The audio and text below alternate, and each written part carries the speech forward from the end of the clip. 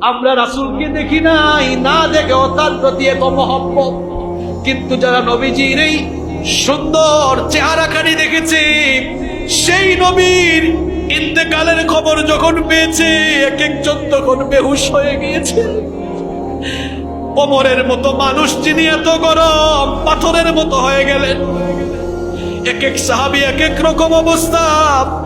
কেউ দাঁড়ানো ছিলেন, খবর শুনে বসে গেলেন, পাথরের মতো নিস্তেজ হয়ে গেলেন। আবু বকর রাদিয়াল্লাহু আনহু এমনিতেই নরম দিলের মানুষ। সোমবার ফজরের পরে নবীজির ঘরে এসে নবীজিকে দেখে গিয়েছেন।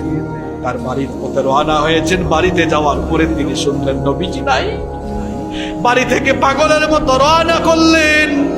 এইদিকে ওমর রাদিয়াল্লাহু আনহু কিছুক্ষণ পাথরের মতো অনুভূতি শূন্য থেকে এরপরে তিনি বললেন, যে ব্যক্তি বলবে আল্লাহর হাবিব ইন্তেকাল করেছেন, আমি তাকে হত্যা করব।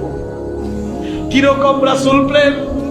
তিনি বললেন, যে বলবে নবীজি দুনিয়া থেকে চলে গিয়েছেন, আমাদেরকে রেখে চলে গিয়েছেন, আমি তার শরীর থেকে মাথা আলাদা করে দিব।